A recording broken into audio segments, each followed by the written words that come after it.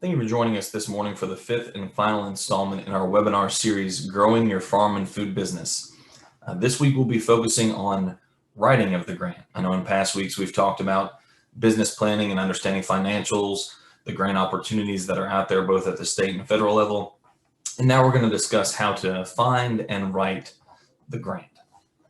Before I get started, I do want to do some basic housekeeping. For those who haven't joined us before, I'm James Barrett. I'm the grant facilitator with the Kentucky Center for Agriculture and Rural Development. We're also known as KCARD. Just a little bit about us. We're an independent nonprofit organization who provides business advisory, cooperative development, local food expansion, and grant facilitation services to ag-based businesses in the state of Kentucky. We receive funds from the Kentucky Ag Development Board and competitive federal grant programs. Because of this, we're able to offer the majority of our services at no cost to clients. The only thing that we will typically charge for is feasibility studies, business management and operations analysis, and grant record keeping. So accounting, if you do succeed in getting a large federal grant, we can assist with that, but it is a paid service. It is also, though, heavily subsidized by those state and federal funds that we receive.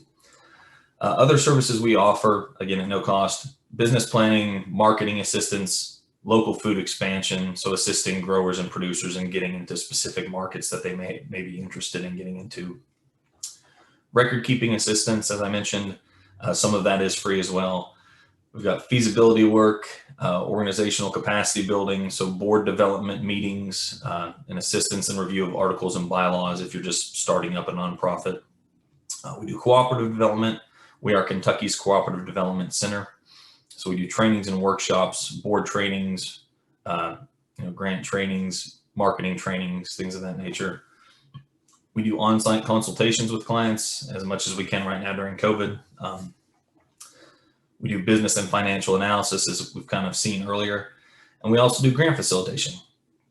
And we work throughout the state. We have a main office located in Elizabethtown, but our staff, especially during this time, works remotely, and we travel across the state. So we're happy to meet you where you are and travel to your farm when we can, when restrictions allow us to at this time. But we're still happy to take phone calls with you, do Zoom meetings with you, and do anything we can to connect and learn more about your needs.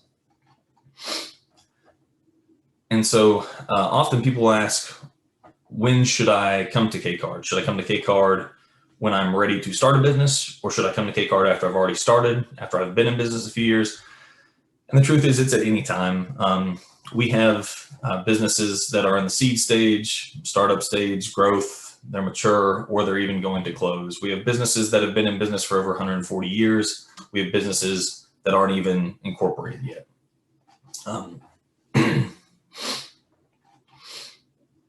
And we cover all sectors of agriculture, such as meat processing, value-added dairy, so cheeses, and farmers markets, agritourism, produce marketing and distribution, grain elevators, feed mills, and farm supply businesses. So as long as you're within the ag sector, we can kind of help you out, and we understand kind of the language of what you're working with. We value confidentiality and collaboration. And that just means your information, when you come to KCARD as a client, it won't be shared outside of KCARD. It'll be used only for internal purposes. And unless you want us to share it with someone, it won't be shared. We do collaborate with several organizations across the state. Kentucky has an amazing network of technical service providers, and we certainly don't think that we're the only one or the specialists in everything. And we're very happy to connect you with those who are, if we are not. So now on to grant facilitation, which is kind of what we're here for today and what I do, what I focus on. We don't have funding for grants, but we help you find it. So KCARD isn't a grantor organization. We don't have federal funds or state funds that we make grants to folks for. What I help do is find federal or state funds that are out there that fit your needs, and then help you apply for and hopefully receive those funds. And the process typically looks something like you and I having a call, just a funding discussion, defining your needs, your amount, and your time frame. And then I'll perform some funding research, identifying the appropriate funding resources given those needs. I'll use Google, I'll look at certain grant websites, I'll look for both federal, state, and private foundation grants that may provide some funding for what you're looking for. And then I'll assist you through the application process. We'll kind of have a follow-up call and I'll discuss, here are the funding resources I found, and we can kind of discuss which one, if any, are appropriate for you to apply to, and then we can get you started on that process. And we're happy to help in reviewing and editing and providing feedback on the application. We're not grant writers, so I don't write the application, but I can certainly help you and give you suggested edits and give you feedback. And then again, I can do record keeping, helping you access record keeping tools and assistance that we have available. All right. With that, let me go ahead and share my presentation here with you.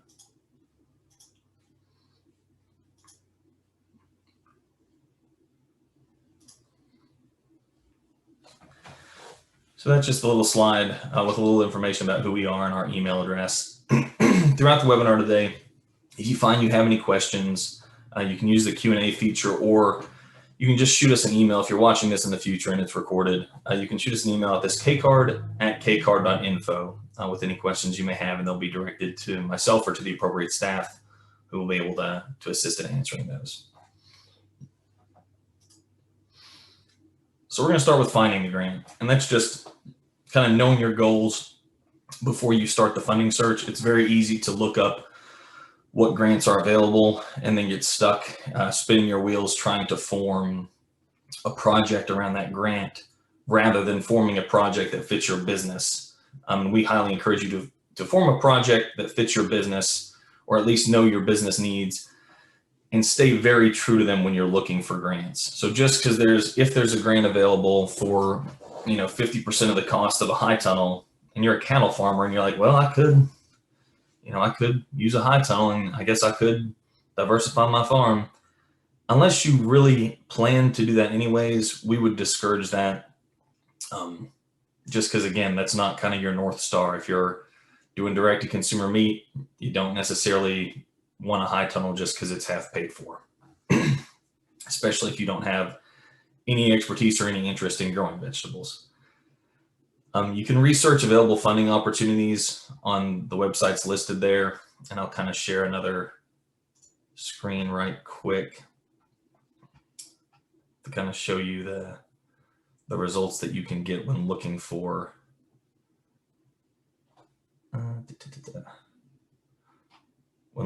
these grants. So here we go. So this is what happens. Like, let's say I'm interested in making raspberry jam, and I'm looking for kind of grants to cover maybe some equipment like a large canner, or maybe labor, something of that nature, maybe marketing costs, maybe labels, maybe distribution, things like that. I can go to grants.gov and type in raspberry jam, and this is kind of what I'm looking at. And I can tell you just by looking at these, none of these are actually relevant. I don't know why they popped up. Somewhere they might have raspberry or jam in some order in them, but none of them are actually relevant to you. So this is why it's kind of hard to go on this alone. You can go to the Federal Register, which will kind of tell you, what's out there, and it's kind of like a daily newspaper of grant happenings that I subscribe to that, I'll get emails about every morning. They'll kind of come through. But here I've got grants to make raspberry jam. It's 6 documents. And as you can see, none of these are anything involving grant funding. And last, we can search for grants to make raspberry jam on Google. And of course, what we actually get is recipes to make raspberry jam. So what we actually suggest doing, just so that I can kind of help you out and bear that burden for you, which is what I do in this scenario, just join our KCARD Funding Matters email. Because I comb through grants.gov, the Federal Register, Google searches and everything to try to find information and grants that are relevant to our producers. And I'll send a bi-weekly email that summarizes kind of the available opportunities that are either currently open or soon to be open and upcoming, so that we can kind of plan for them. Now we want to determine fit. So after you've kind of decided this is what my business needs, and you have that in mind, and we've kind of started the grant research process. Once I found a few, we need to review the eligibility criteria just to make sure that you are actually eligible to apply. Some grants are only open to nonprofits. Some grants are only open to minorities. Some grants are only open to specific types of farmers. So you'll want to review those criteria, and I'll often help you with that or do that completely, because it'll typically be either on the grants website, in the NOFA, which is the Notice of Funding Availability, or the RFP, which means just the Request for Proposals. All of these terms are just ways to say, here's information about the grant. They send it out, typically in a PDF document that you have to read through, that can be up to 60 pages long or so, or as short as a page, that gives you information about the grant. But we'll review the eligibility section and figure out kind of if it's a good fit for you, if you're actually eligible to apply. After doing that and determining that eligibility is a good fit, we'll review the funding details. So this will tell us kind of, if we're looking for a grant for $128,000 to process this raspberry jam, then a $500 grant isn't going to be a great fit, and you might even consider a waste of time depending on the scale you're at. So also considering, when does the money come? Is it a reimbursement grant or is it a disbursement grant? A lot of the grants we see today are reimbursement, which means you spend the money up front, then you apply for a reimbursement, the government will reimburse you. And they'll do that on a monthly basis, is as quick as they'll do it. So if you spend money all throughout the month, you're out that money, and then at the end of the month, you apply for reimbursement and get back whatever percent the grant agrees to. So if it's a 50% reimbursement, you apply, you show them all your costs, they send you a check for 50% of that after they review it. And as I mentioned, oftentimes there'll be a matching requirement, which is just, it may be a 50% match, it may be a 25% match. That just means that's cash that you're putting up, that's your skin in the game. Whether it comes in the form of a cash contribution or whether it comes in the form of an in-kind contribution, your time and labor hours varies based on the grant, but there's typically a match. After reviewing those funding details, if we still think it's a good fit, we'll review the critical dates. We'll look at, when's the application open? Is it already open? Can we start applying, or can we kind of go ahead and plan for the future? When's the deadline? This is crucial because our whole timeline that we'll work through with a grant with a client will be built off that deadline. And then, will the grantor review your application prior to submission deadline? It's not often the case, but sometimes the case, even on the federal level. You can send in your application up to, I think around 3 or 4 weeks in advance of the application deadline, and they'll guarantee to get you feedback. So that does require you finishing your grant and kind of submitting it, or at least a draft of it, mostly finished draft, a month ahead of time, which often doesn't happen, but it would be a good practice to be able to do so. That way you can get their feedback in addition to ours and be able to kind of reprocess and edit that. And then we'll also look at the anticipated award date. That kind of tells us, rather than emailing these folks or being concerned about, I haven't heard back from them yet, the day after we apply, this will tell us, okay, well, we applied in March. It says we'll hear back by, September the 15th. Man, that's a long time, but I guess they've got a lot of, applications to process. But what that does is it takes pressure off us to check every single day, or to be looking at our email like, oh, did I get that grant? So we'll kind of know when to look for it. And to speak a little bit more on the application deadline and building it backwards, what we'll do with the client, we'll look at the grant, we'll look at that application deadline, and then we'll kind of build out what needs to be done on a weekly or even daily basis going backwards. And we typically try to allow for 3 or 4 days of cushion prior to the application deadline for emergencies, for final edits and things like that. But we really like to work back and define the tasks that need to be done in order to complete the grant application. That way the client clearly sees what's before them, and they can determine, okay, it's feasible, I can get this done, or this is a little much, we should maybe wait for the next round, or I might have to hire a grant writer to be able to take this on for me. And here's, again, with working backwards, kind of when preparing the timeline, it's best to work from the due date back, just to give yourself some cushion and to plan those daily tasks that ultimately lead up to the completion. Because what we don't do is put on a calendar, like, here's the deadline, get it done by then. And what we do is, okay, here's the deadline, and then we're going to work on final edits, for a few days before that. Then we're going to work on, the budget a few days before that. We're going to work on the work plan a few days before that. We're going to work on the initial intro and kind of storyline before that. We're going to work on the business plan a little bit before that and tweak the financials. So that way you've kind of got all the pieces that you're working on separately, but then in the end come together to form that complete application. All right, and the application process. So what we'll do is we're actually going to take a look at two different applications. We're going to look at the Kentucky State University Small Scale Farm Grant, which is a state program, partnership with the Kentucky State University and also the Kentucky Ag Development Board who funds it.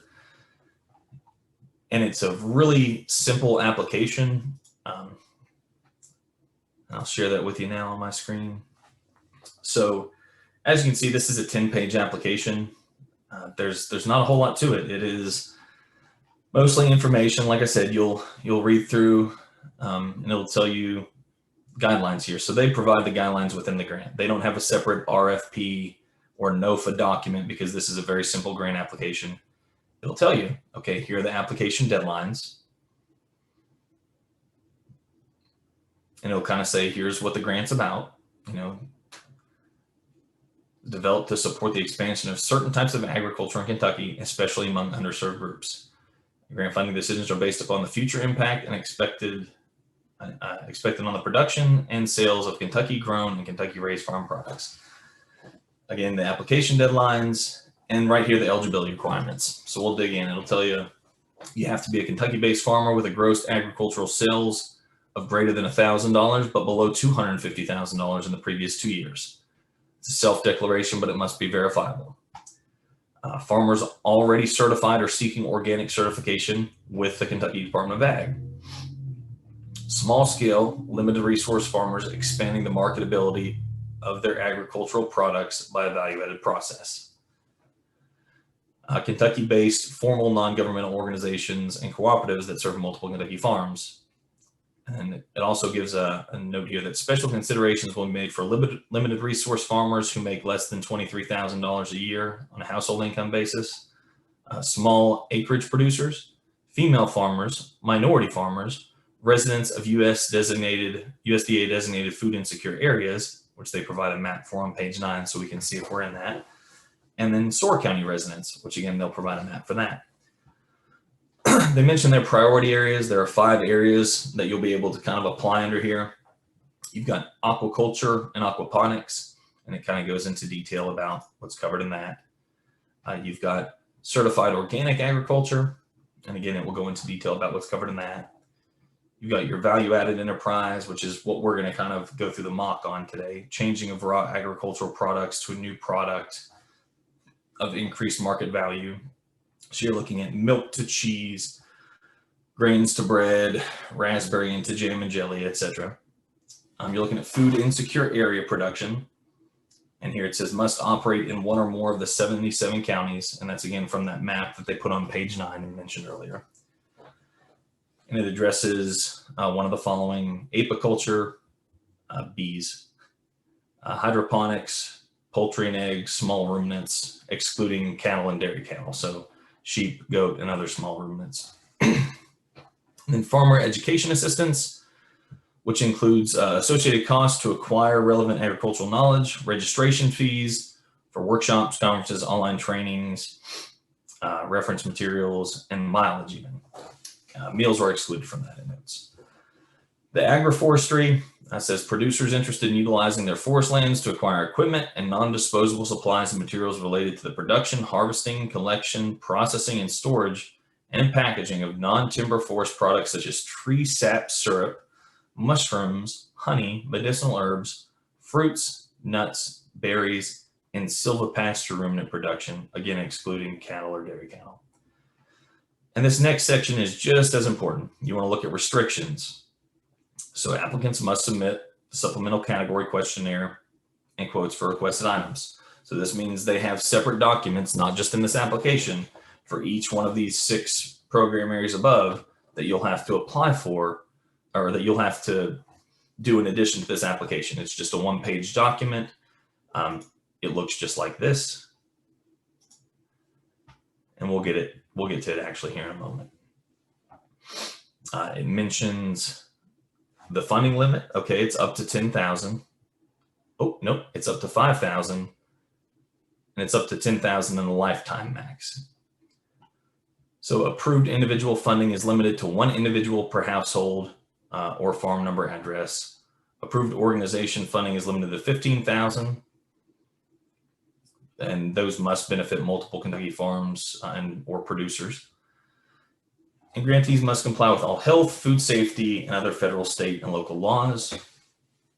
And then Kentucky State University employees and their immediate family members are not eligible. Okay, and then it covers, again, important exceptions. So no motorized vehicles. This won't cover tractors or trucks or walk-behinds. No labor costs paid to the applicant or to their relatives, but it can be paid to contractors. No consumables or expendables, no jars, no seed, no feed, plant materials, or livestock. And then no partial funding of equipment greater than $10,000. So greater than $5,000 requires verified match. So if you've got a piece of equipment, let's say it's a walnut hulling machine and it costs $11,000, they're going to ask to see a verification of funds that shows that you've got that verified match to be able to cover it. And let's see, they've even have a frequently asked questions page, which we'll kind of just scroll through. And then you get to the application, which I've kind of already filled out with just a mock, just kind of a fake farm name and project of my own. So we've got Barrett's Better Berries. I'm the contact person. We've got our address, county, farm address if it's different, but it's not. Social Security number, FSA number if you have it, and how you learned about the program if that's relevant. Applicant type, are you an individual, association, or nonprofit? Project type, which of the 5 program areas are you looking at? Since I'm looking at processing of fruit into a jam and jelly, I'm under value added. It'll ask for a description of the project where it says you can attach additional sheets if needed. But honestly, with this application, it's pretty simple to just be able to say what you're wanting to do and why you're wanting to do it. So I've got that I currently process raspberries, blueberries, and strawberries into low sugar jams and jellies, which I sell at local farmers markets. With sales increasing, I'm having trouble keeping inventory in stock. In order to increase my processing capacity, I'd like to purchase a larger pressure canner. This canner will allow me to process 32 pints per batch in comparison to my current rate of 7 pints per batch, which would increase my capacity over 350%. So to process 32 pints with my current setup, it takes me 7 hours. With the new canner, it would only take 1 hour and 30 minutes. And then you go through your timeline on this. You can put kind of your projected start date and end date when you hope to actually fulfill this and purchase the canner and start processing. When it asks that eligibility question of, has your gross farm income been more than 1,000 but less than 250,000? You can say yes.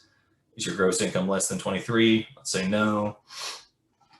More eligibility questions here. Check the response that best describes your participation in the KSU Small Scale Farm Grant. I'm going to put I've never received it before. And in previous program cycles, check the response that best describes you.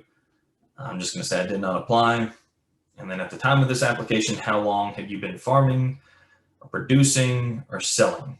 And I'm going to say I've been doing this about 1 to 3 years, let's say. Do you keep production records? Of course. Yeah, we talked about that earlier, how important it is. Yeah, I'm going to check. I do keep those records. Do we have a completed business plan? I'm going to say yes. We worked with KCARD for a completed business plan. Do you have a completed ag water quality plan for your farm? And even gives a link to where you can go and check out and see what that means. So I'm going to say no, I don't on that one. Is this a new enterprise for me? No, I've been doing this for 2 years, as I said earlier. Have you been approved for cost share funds from your county in the past 5 years? I haven't, so I'm going to check no. And it's going to say, please mark the statement that best describes your level of tobacco dependency. I'm going to check I've never grown tobacco or own quota. If you have, you check whichever one was appropriate to you.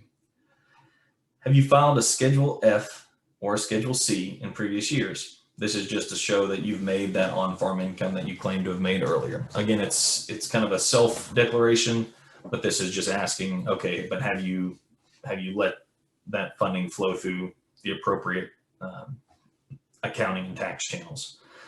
I say yes, I filed a Schedule F. If not, it asks you to explain. You can just say, I plan to file this year, but I haven't in the last few years, just because I haven't felt like I made enough, or I didn't feel like it was a real business, but now I feel like I'm going to really try to step it up. And then what percentage of your income comes from farming or production activities? And you just calculate what that is. Let's say for me, it's going to be 10 to 25%. And then what other groups are you a member of or affiliated with? I'm going to say I'm a Kentucky Proud member, because that's a great thing to be for the marketing and also just for the at-cost items that I can buy. And I'm a member of several farmers markets, so I'll check that. And even, let's say, OAK, the Organic Association of Kentucky, we'll say that as well. It'll ask KSU programs that I'm a part of. So Kentucky State University will offer several trainings, like the Third Thursday thing, which I enjoy. If I've attended that, I can type in Third Thursday thing. And that way they may look at my application and say, oh yeah, I remember James, he was at the Third Thursday thing in September, which focused on berries. So let's see, then it asks, what records will we keep to show success? And for this, I keep inventory records to show that I'm actually increasing my capacity and producing the jams and jellies that I said I'd be able to. And also sales records, just to show I'm selling those jams and jellies. They're not just sitting in my pantry for personal use. It asks who will complete the required quarterly reports. That'll be me. I'll type my name, James Barrett. Where will the products be sold? We'll say Harrison County Farmers Market, Bourbon County Farmers Market, and Scott County Farmers Market. What do you hope to get out of this project? And this is where I kind of circle back to what I'd said before, which is an increase in processing capacity and efficiency that allows me to increase sales and decrease processing times. What they really want to see in this section, and this is where you can kind of ask us to help you and review your application. A lot of these questions, while they are direct, you can kind of read between the lines here. What they really want to see here, though, too, is they want to see an increased share of your revenue that's staying in your pocket. So they want to see that you're increasing your on-farm income. They don't want to pay you, they don't want to give you a grant fund just to let you continue doing exactly what you're doing. They want to either help you expand into a new area, or they want to help you do what you've been doing, but scaling it up and really growing those revenue numbers. It also then asks, how will you measure and track the benefits of the project? Production records of inventory, jams and jellies, sales records, photos. It asks who other than yourself and your direct customer will benefit from this project. So often they'll want to see kind of how does the ag community in your area benefit, from this project. And really with mine, you want to try to come up with something, even something as simple as I would allow, my fellow farmers to come over and see demonstrations of me processing, so that they could understand this piece of equipment to know if it was a good investment for them. So I could put here like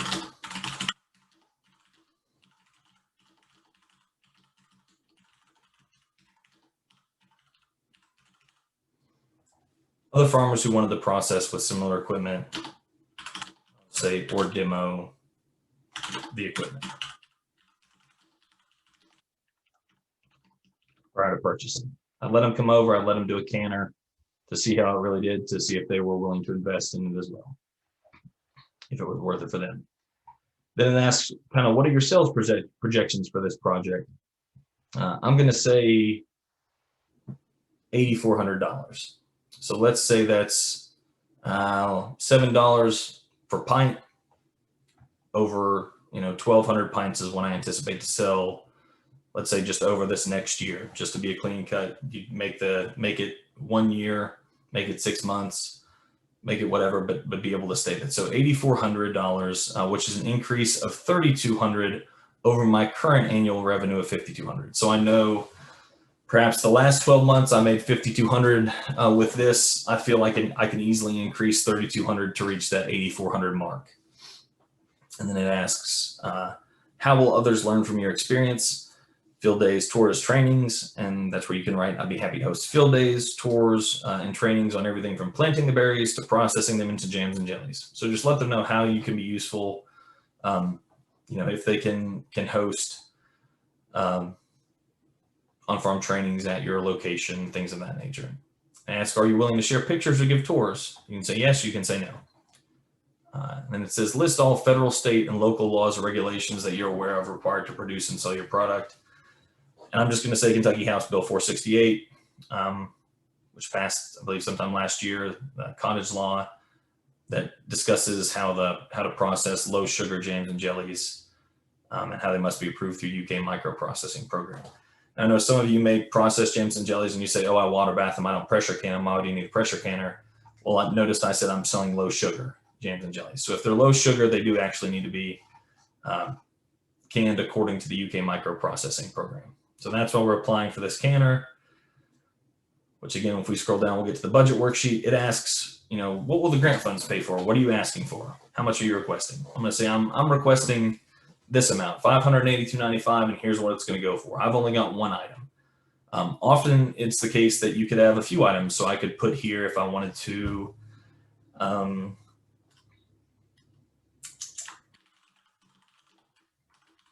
processing tools, let's say they were $50.62 after tax. So I would say those would be like funnels, spoons, tongs, things like that. All right. So one thing I did, just because I changed the number I'm asking for. This number, always make sure in any grant, not just this one, that you're consistent with the number. So I need to change this old number to this new of $633.57 to reflect that's how much I'm requesting. It should always equal the amount that I'm asking for the grant to pay for. So I'm going to ask for $633.57 for this pressure canner and for these processing tools. And then it says, okay, what are you going to be providing? And I'm going to say, well, I plan to sell 1,200 pints, like I said, to get up to that $8,400 at $7 a pint. And I'm going to be purchasing the jars with the lids. That's going to cost me $1,056.82 after tax. And then I'm going to explain that that's for the 1,200 pint jars with lids. Also, always double check your spelling and grammar. So then it'll say, okay, this is how much that I'm paying for. On the next page, you'll also want to carry down those numbers. My funds for the project will just equal what I put into it. The KSU grant, that again is an old number. The new one is $633.57, so we'll change that. And then it'll ask, what else will you be providing? And I say I'll be providing land, equipment, and expenses, labor, transportation of crops, daily management, a market outlet, and record keeping. And from there, I can print this out, I can sign it, or I can digitally sign it.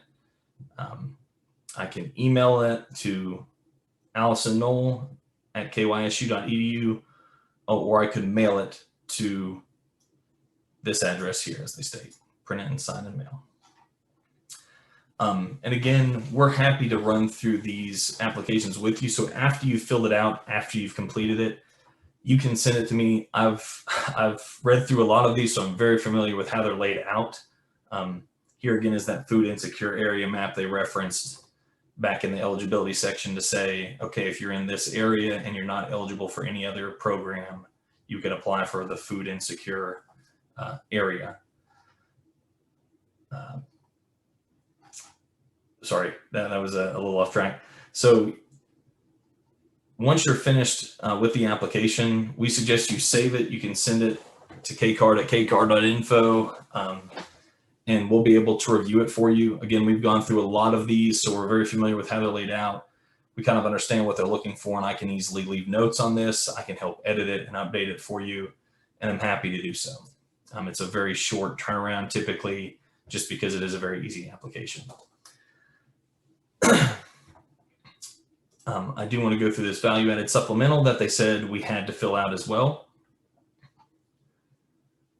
So this is the 2020-2021 application supplemental for value-added. It asks, are you registered or certified for one of the following? And you can check all that applies. So I'm a micro-based processor, I'm going to check that. I'm also by default a home-based processor, I'm going to check that.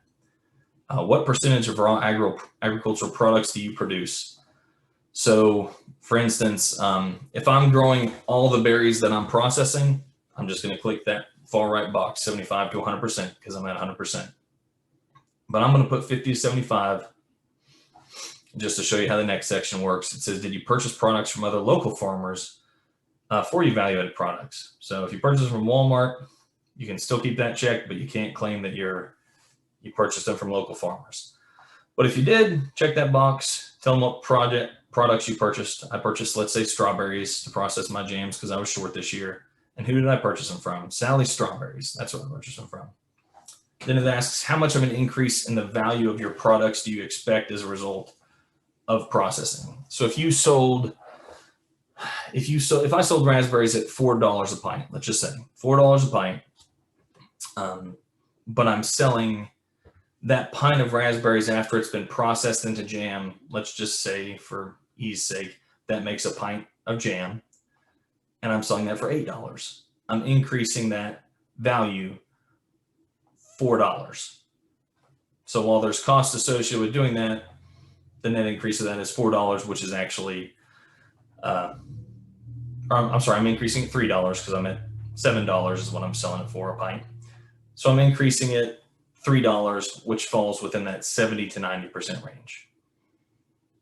And again, it kind of gives you a simple example of the calculation. For us, it's $7 minus $4 equals $3 divided by that initial $4, which will result in an increase of 75%. And I did want to run back to the application. Let's see, to one section I believe I forgot to mention. Here we go, yes. So it's going to ask you for sure, is your supplemental category survey completed and attached? Yep, we completed that. We're going to print that and send it along with it. Quotes are required for requested budget items. That means for these requested budget items, for the tongs, for the pressure canner, you can go on a website and take a picture of your cart or get the cart, emailed to you. Or if it's an equipment manufacturer, you can get a quote and have them email you or mail you a quote, and you can send that along in as well. But they need to know, where did we get this number from? So I could put Amazon.com, I could show them my cart, and that would be sufficient, but I need to send that documentation along with them. So that's really all for the Kentucky State University value added. Now, in contrast to that simplified 10-page application, there's the federal value-added producer grant, which, just to give you a quick overview, instead of having a maximum application amount of $5,000, its maximum is $250,000.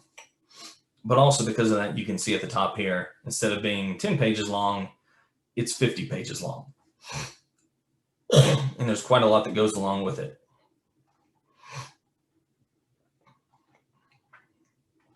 This has a table of contents, program overview, document purpose, required standard forms, optional form, important application resources, and the application template starting on page 2. So that's really important. That's what we'll kind of use to write the actual application itself. Here we're going to see summary information, executive summary, general eligibility requirements. You'll definitely want to check those out. And applicant eligibility. So not just applicant eligibility, but also project eligibility. Then it'll say what the evaluation criteria they use is. and the matching funds I mentioned earlier, they'll detail those in that section. And then you get into appendix information where they're asking you to attach, bank statements to show that you have the matching funds, and things of that nature. So this one, rather than having the two required standard forms, it will require this application, this work plan filled out, in addition to the 424, the 424A, the 424B, and the 80-30-30.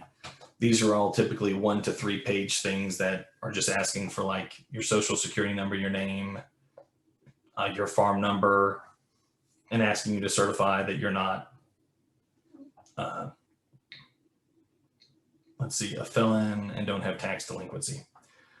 And that's for corporate applicants. Optional form to assist in assessment of USDA compliance with civil rights laws. You can choose to engage in that or not.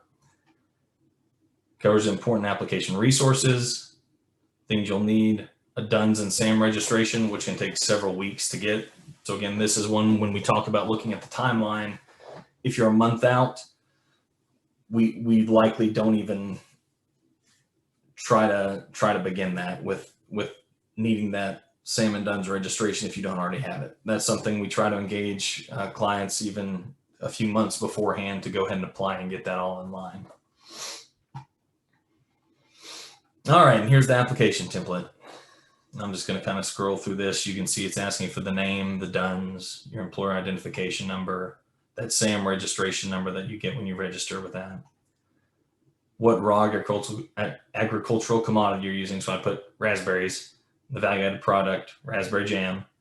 Purpose would be, for me, working capital, and I could request amount up to $250,000. I can propose a start date and an end date, which for this grant can be up to 3 years, no longer. It can be shorter, but it can't be longer. Let's see. Then it will ask about reserve funds eligibility for beginning farmers or socially disadvantaged farmers, or mid-tier value chain projects, which we won't get into the specifics of these. Same for priority points. It'll ask you to elect if you fit any of those categories. And if you prepared your application, you'll write that and say owner, or if it's a grant writer, you could have them put their name there and say, contracted. Section 2 here, the executive summary. This is going to be, it says here, a description of your project containing the following information: legal name, your type, whether you're planning a working capital grant, your applicant type, the amount of the grant request, a summary of your project, project goals, and how to use your intended grant funds. Limit of 1 page. So again, this is something, it may seem overwhelming, but they pretty clearly define what they're looking for in this 1 page. And again, we're happy to help you review that and edit and update it. Section 3 here, we're looking at eligibility requirements. They want to see citizenship, that you have legal responsibility and authority to apply for the grant and administer the grant. Let's see, they want to see if you've applied and received it before, or if you're submitting multiple applications, if you have a currently active VAPG grant, and verifying that you have no current outstanding federal judgments or delinquencies on federal taxes, compliance with alcohol, tobacco tax, if that's relevant, and compliance with Ag Marketing Services hemp production program regulations, if that's relevant. So here we go to applicant eligibility. It's a whole section here. It'll tell you, you have to say, we raise the agricultural commodities and we participate in the day-to-day labor management and the field operations, or you have harvesting rights to a non-cultivated agricultural commodity. You grow or raise or own the majority, more than 50% of the raw commodity. We do not grow or raise the subject commodity under contract for another entity. So I'm not growing raspberries for Driscoll's. I'm growing raspberries just for me. We maintain ownership of the subject agricultural commodity. from its raw state through production? I do. An applicant type, you can go through here and see which one fits you. You've got independent producer. You've got a producer group and questions that go along with it, a cooperative and questions that go along with it, or a majority controlled producer-based business. And again, the questions to go along with it. The raw agricultural committed to the project. So it'll ask the estimated total quantity of each commodity in pounds or bushels or tons. So I could put 1,200 pints of raspberries, or the equivalent amount of raspberries that it would take to make that many pints. I could convert it to bushels again, or pounds, or whatever you'd like to put here. And then it wants the estimated quantity that will be produced by the independent producers. And it says do not include commodities for which you produce less than 50% of the required amount. So this is, for instance, if I'm doing those strawberries, let's see. And that may be the next one. Estimated quantity of the commodity that will be purchased or donated from third-party sources. That would be if I'm purchasing those strawberries from Sally Strawberries. Then I'd enter that information there and say, okay, I'm purchasing this much from her, but I'm growing this much. And I'm growing at least 51% to stay within that eligibility. And here we'll ask for that percentage or total quantity of the commodity contributed by the independent producer, and it has to be greater than 50. Now, in addition to that eligibility, you've got project eligibility.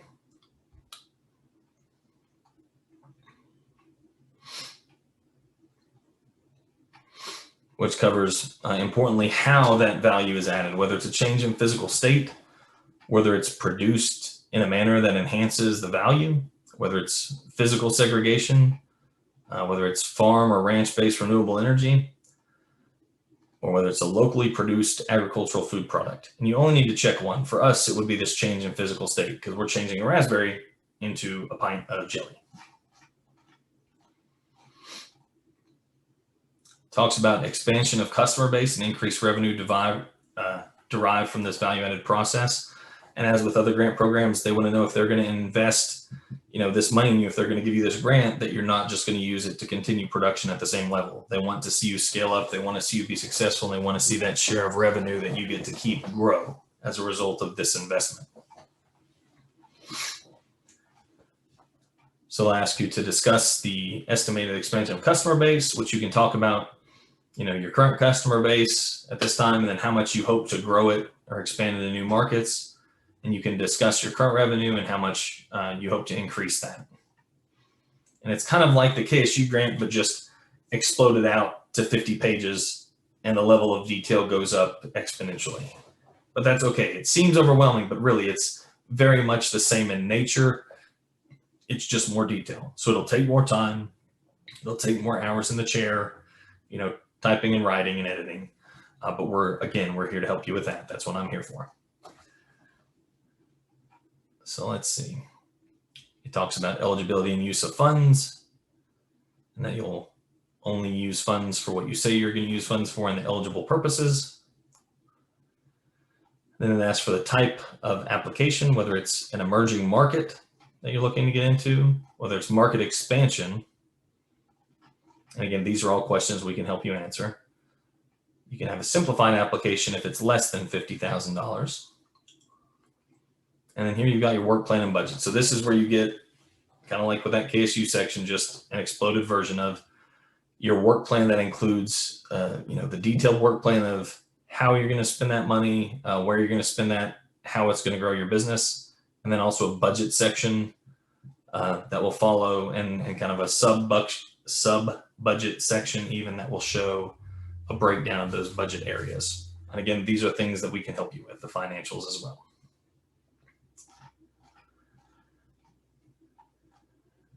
All these calculations and tables, things you'd have to fill out, and then explain kind of each category if you had money. And so if I had money in personnel, I'd have to say, personnel, I am hiring, someone to process my jam and jelly, and I'm also hiring someone to deliver it.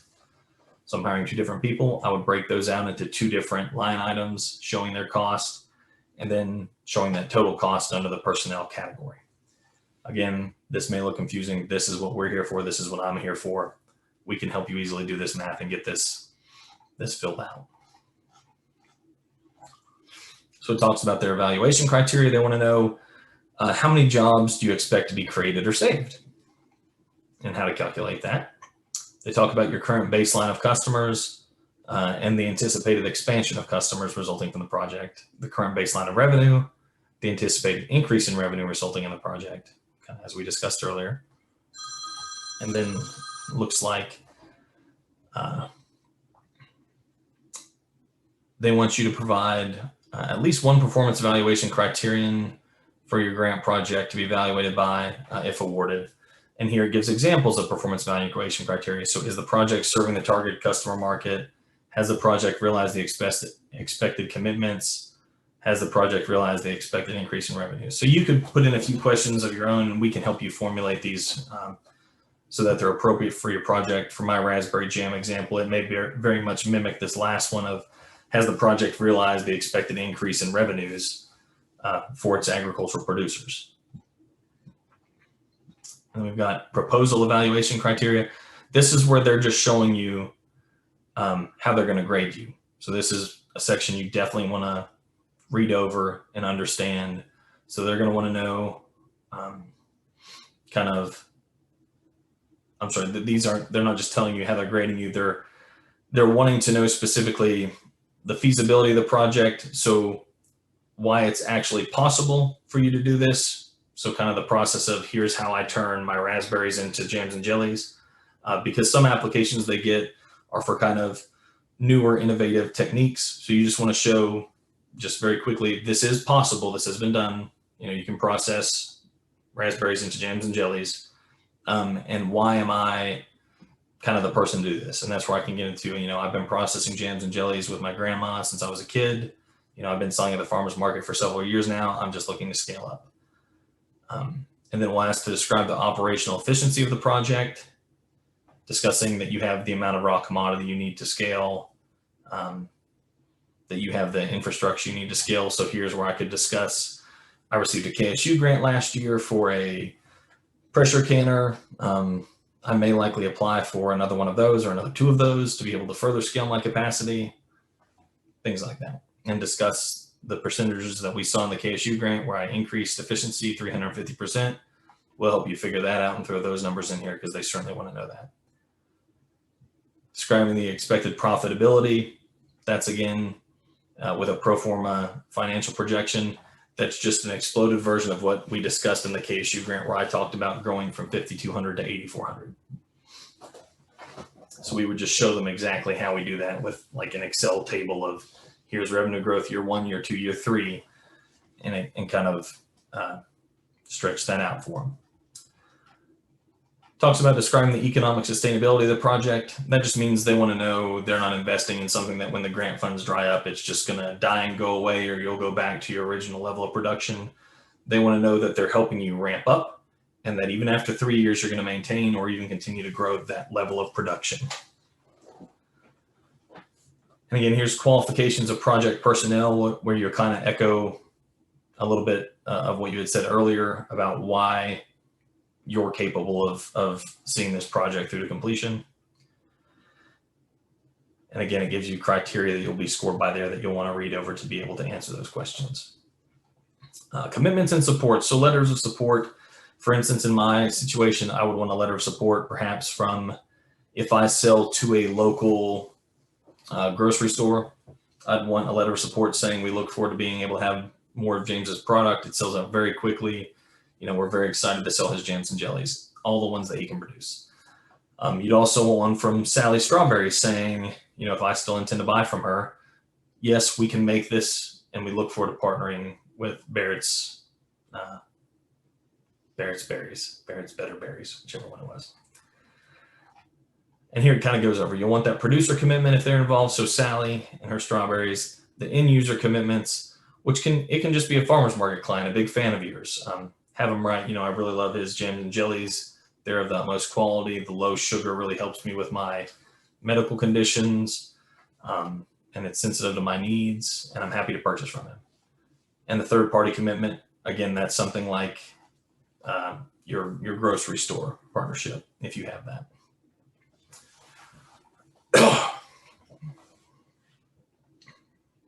So let's see. You'll go through the work plan and budget, like we discussed earlier.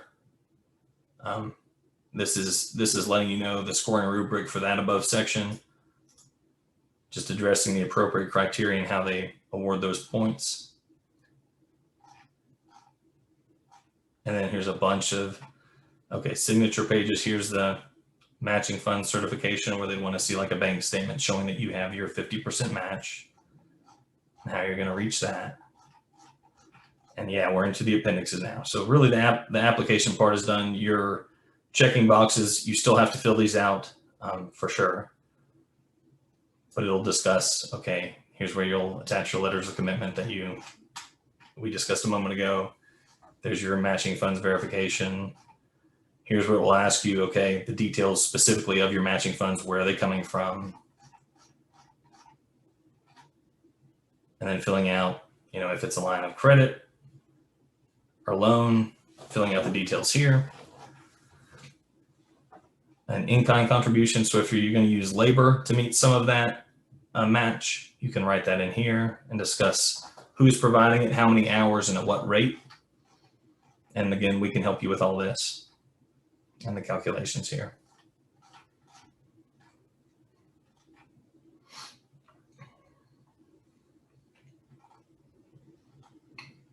So third-party cash, if you've got cash coming in from a family member or from another third party to help with the matching.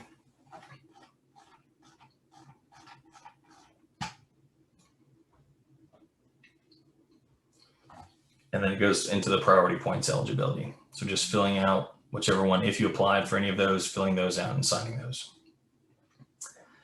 So as you can see, this is kind of a much more extensive application than the Kentucky State University application, which is not a shock considering the amount that they're willing to grant is 50 times greater than that of the Kentucky State University grant.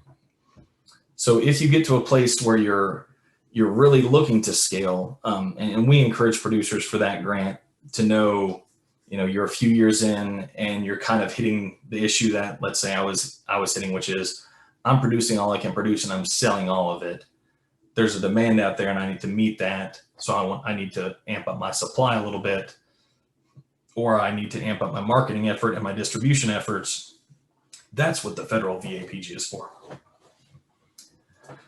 So let's see, after the application process, we discuss what's next. So we wait. Here's how to kind of handle outcomes. If you're awarded, we complete the post-award paperwork and we can assist you with that. That's just signing the documentations that the granting agency may send you to verify that you're accepting it and how they can distribute it to you. Implementing record-keeping practices, that gather all the data required that they want to see. So those revenue and customer-based numbers and whatever other metrics you said would be appropriate. And then you go to work. You finally get to go to work and implement the project. And that's where we like to see that. However, if you're not awarded, it's not the end of the world. Most grants, especially federal and state grants, are on an annual or even monthly application cycle. For the state level, at least monthly. On national level, pretty much annually is it. So you'll have a shot next year, but also you'll have completed an application that you have the framework to apply for other similar grants, whether they're federal, state, or private foundation. So if you're not awarded, the first thing you want to do is send an email to the awarding organization just requesting feedback. This is very normal. They're happy to provide it. They already have those notes. They'll just have to compile them and send them to you. And this will let you know kind of where we lost points and where we can make those up next year and where we can improve our next application. And that's why I say you regroup and you repeat. We're happy to be involved in those discussions. We really love to get copies of applications that weren't awarded because they help us make better applications for every producer that we help. If we can better understand, what a granting agency is looking for and how they're grading something, we can help not only you, but other producers apply for and receive that grant in the future. And so that kind of moves us along to our Q&A section. And again, if you have any questions after today, just email me at kcard@kcard.info. And if it's a question specifically for me, I'm happy to answer it. If it's more fitting for other staff members or even other state resource providers, I'll be happy to reach out to them and connect you with them. And again, I know it probably feels like drinking from a fire hose, perhaps even the past 5 weeks, but everything we've covered, we're happy to discuss with you on a one-on-one basis. I'm happy to have a phone call or a Zoom meeting or even an in-person meeting as restrictions with COVID and such allow. But we're happy to have these discussions with you. We're happy to get to know you, get to know your business, get to help you not only with business planning and analysis and things of that nature, but help you look for funding, help you acquire funding, help you expand your markets, and kind of run smoother. So I appreciate you joining me today, and I certainly hope you'll follow up with us afterwards. We'll be sending out a feedback survey that will cover webinars over the last 5 weeks, and we hope that you'll complete that for us. It will be anonymous, and you can also give us suggestions on how to improve this format of the webinar, and we certainly look forward to that. So thank you for joining us today, and please reach out to us with any questions or concerns or interests. Thank you.